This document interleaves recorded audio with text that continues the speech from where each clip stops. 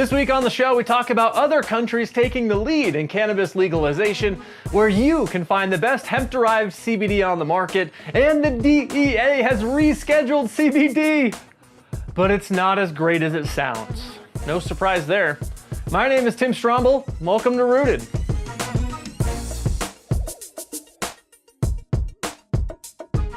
Welcome to the show. This week our show is brought to you by the awesome folks over at BlueBird Botanicals, one of the finest hemp-based CBD producers in the country and one of my favorite companies in the industry. I love those guys, but more on them in our featured business segment in just a minute, so stay tuned. Top story today. Recently, the DEA made pretty big news when it announced that CBD, a cannabinoid found in cannabis, as well as hemp, was being moved from Schedule 1, where the DEA keeps drugs like cocaine and heroin, all the way down to Schedule 5, which is the least regulated of the drug categories. Seems like great news. However, this move only applies to federally approved drugs, meaning through the FDA. Now, as it sits right now, there's only 1 or 2 FDA-approved CBD medications on the market. So in reality, while this announcement seems like progress, very little is actually going to change.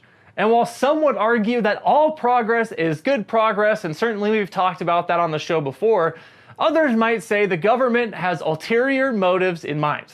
I'm maybe one of those people. Let's debate it on this week's Two Sides.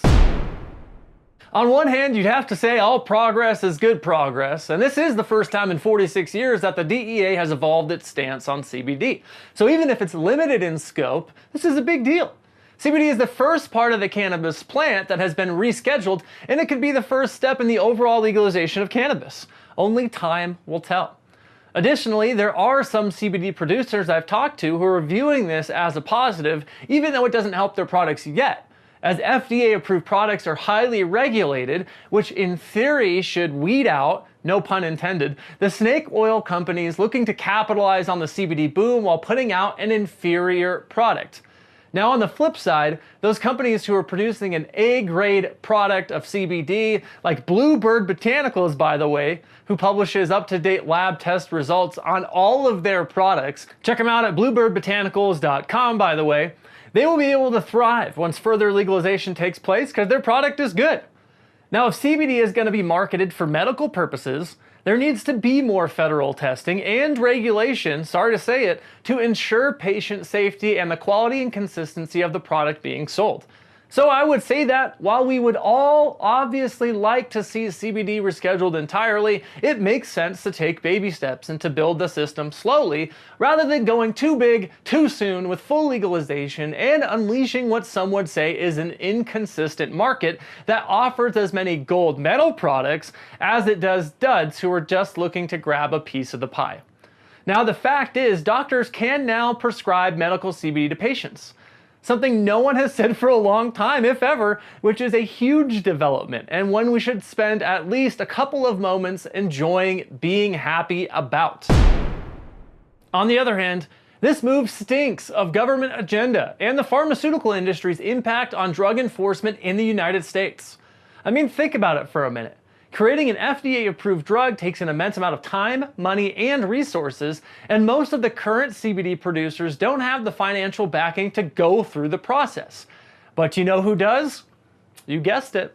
Large pharmaceutical companies who can afford to either buy up smaller CBD companies or who have the resources to play catch-up, quickly developing their own products now that CBD has been rescheduled. Both options pose a large threat to small and medium-sized businesses looking to compete in the medical market while paving the way for large pharmaceutical companies to grab the lion's share of the newly created legal market. Many current CBD producers have been in it for years, helping to pave the way for the rescheduling of CBD that has just happened in the first place. Now it looks like many of them could be forced out because their pockets aren't deep enough. Before long, CBD might just be another drug on the shelves that patients pay too much for because there's no other option. We would all hate to see it happen that way, and I really hope it doesn't happen that way. So what do you think? Is this an overall positive step for the CBD industry, or is it just the government trying to regulate everyone out of the industry and give the profits to the people they want to? Hit up our Facebook page and comment your thoughts, and we'll share the results in a future episode. We'll be right back. Welcome back into the show. Now let's get to business. Our featured company this week is BlueBird Botanicals. Not only one of my favorite CBD companies in the space right now, but one of the highest ranked hemp extract and CBD companies in the industry today. Go ahead, research for yourself. I'll wait.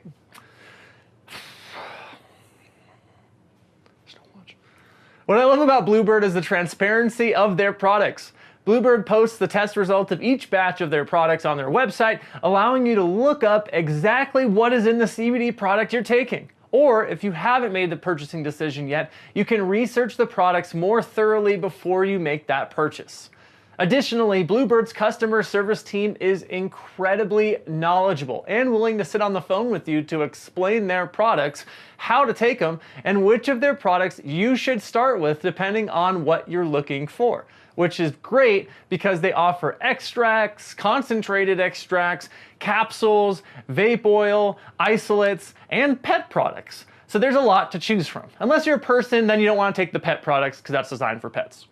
Now, because of FDA rules, super lame I know, CBD companies can't make health claims except to say that CBD supports overall wellness, for example. But I can say whatever I want because it's my show, and I can definitely feel a positive impact when I use BlueBird's products. I even took it with me on a recent 8-day backpacking trip in the Sierra Nevada mountains. That's on top of Muir Pass, big climb there.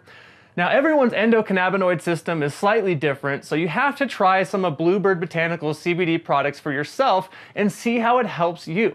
And because they're an awesome company, like I said earlier, they want to hook you up with 25% off your first order. So hit up BlueBirdBotanicals.com and use promo code ROOTED25 to test out their CBD for yourself. I guarantee you won't be disappointed. You gotta check them out. BlueBirdBotanicals.com, promo code ROOTED25. We'll be right back. Welcome back to the show. Our podcast preview is brought to you by our good friends over at Enlighten. See beyond and check out their enterprise technology solutions at getenlighten.io today. Let's go ahead and bring in the Enlighten video wall, as this week on the podcast we talk with Ashley Picillo, the founder and CEO of Point 7 Group and TimberDocs, in addition to being the author of the book Breaking the Grass Ceiling: Women, Weed, and Business, where she profiles a number of female entrepreneurs in the cannabis space, sharing their amazing stories and invaluable advice. Here's a sneak peek of our interview. I think the media has painted a picture of cannabis being a very female-friendly industry, and I don't necessarily think that's untrue, but I do think that those numbers that have been reported are, in my opinion, extremely inflated. And actually, when I was going through this process and interviewing these women, I was pretty disturbed to find how many of them have actually been ousted from the companies that they started. And I set out to write kind of a happy, feel-good, like normalization piece about cannabis. And I think it is that. But I was really surprised to learn how many women in my immediate circle were experiencing that, where they grew the business to 3 million in sales or 5 million in sales, and were basically being told that they weren't good enough or qualified enough to get the business to the next level. And it really became a theme. Welcome back to the show. As you can see, we've left our Enlightened video wall up because we want to tell you about yet another awesome podcast we recently recorded. This one with hemp expert Annie Rouse.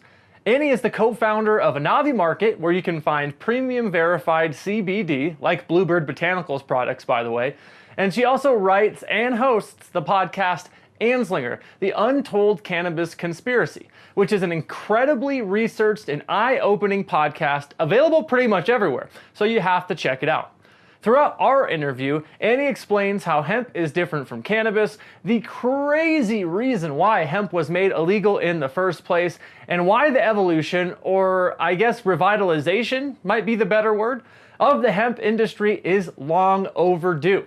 Here's a sneak peek of our interview. But what's really amazing actually to see is the transition of the average age of the farmer getting into it.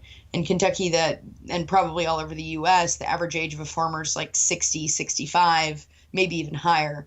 And now what we're seeing is this movement of a younger generation wanting to go back to the farm because they want to grow hemp and cannabis in general. So it's pretty cool to see that. And I think that that's something actually Senator McConnell saw when he came back to Kentucky a couple months ago and spoke with some people that were in the program, as he looked around the room and thought, man, all these people are like under 40. This is amazing, So I think that's one of the really cool things about the hemp plant is that transition back to the farm. You can catch the full version of both interviews at stayrooted.com, where we also have links to download the show via SoundCloud or iTunes.